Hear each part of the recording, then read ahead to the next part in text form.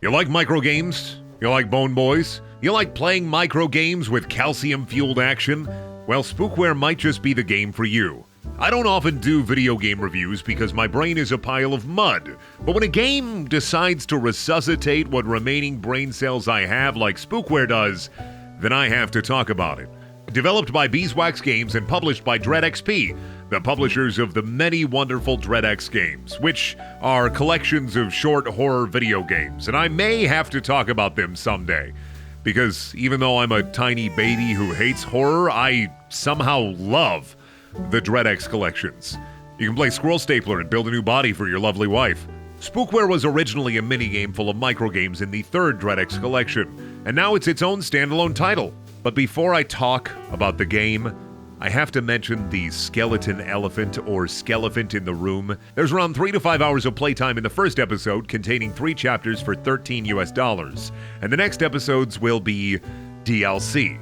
So while I will be talking about the game and how much I love it, it's not a quote, complete and total package, unquote. So let's talk about what's there, what it is, and why I like it. Spookware follows 3 skeleton bros, Lefty, Mitty, and Righty. Lefty is a wimp, Mitty is a free spirit, and Righty is your friend who tries way too hard to be cool, but you can't help but love him anyway. He is cool. These 3 dudes with radically different personalities decide to pop out of the basement and do something with their own lives. That doing something involves them performing various tasks throughout the game, presented as microgames a la WarioWare, but instead of putting teeth into grandma's mouth, you're cutting a guy open to get his sweet mustard for a hot dog. Outside of the microgames, the game has this strangely appealing papercraft JPEG aesthetic. It's very reminiscent of the Paper Mario games, and I dig it. Paper Mario, but it's WarioWare with skeletons. Does that make sense? Sound design is also very good, and hopefully I'll be able to download all the tracks from the game soon. But also hearing "hell yeah" at the end of every microgame gets me pumped right up into the next one. The first chapter, or prologue, eases you right into the game. The boys watch movies, and their movie marathon is a series of 8 microgames followed by a final boss.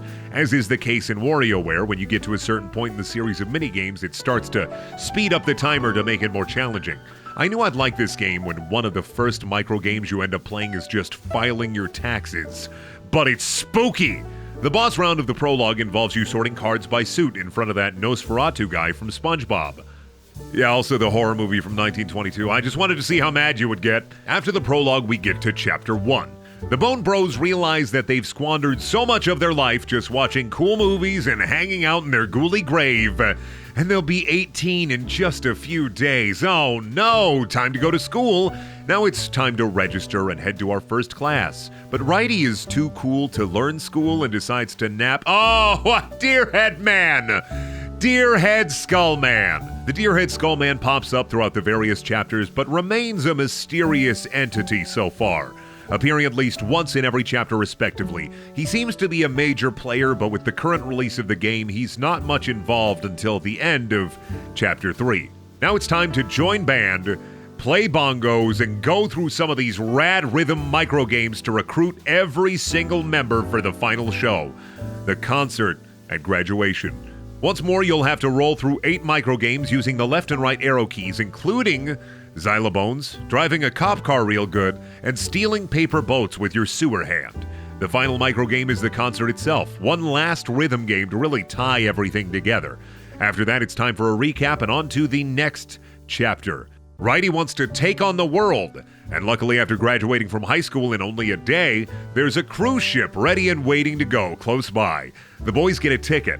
Lefty gets a fashionable hat, and it's time to relax. Well, it was time to relax until they come across a murder scene and everybody thinks that Lefty is a detective because of his cool hat. These microgames are less microgames and more about interrogation and clue finding, trying to break suspects' alibis to figure out who the bone thief is. You'll be using the mouse and the arrow keys for these, and you don't have to worry about facial tics like Detective Cole Phelps, since skeletons don't have faces. Once you find all the pieces of this calcium puzzle, the skull of our victim tells you that some big freak did this to him. Well, time for another sequence of 9 microgames.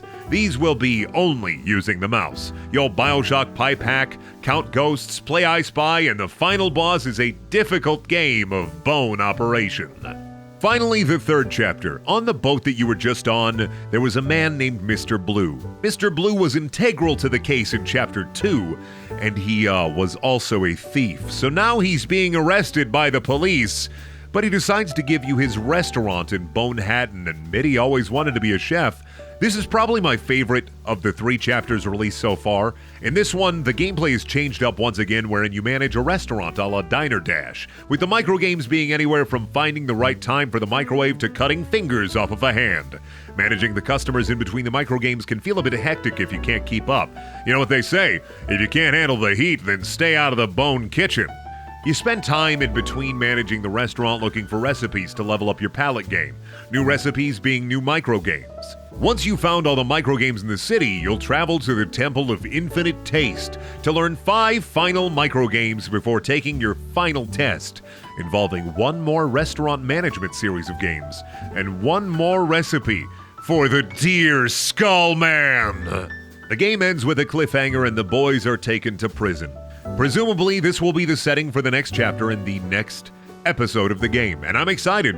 Overall, Spookware is worth a chance if you're a WarioWare fan, if you're a fan of horror, or just a fan of cool skeletons doing cool skeleton things. It's $12.99 on Steam for the first 3 chapters, and I'm excited to see where the future holds. And please, make sure to secure your fridges at night, lest the Milk Gang seize your cow juice assets. Thank you for watching. Please check out my other videos. There are also things I like to stream on twitch.tv under Brent Daniel. I have a Patreon if you want to help me out that way. You can follow me on Twitter and all that other stuff. I'm gonna go now. Probably drink a big old glass of milk because I'm feeling like it. Maybe there was some subliminal messaging in this game that didn't hit me until now. Okay, bye.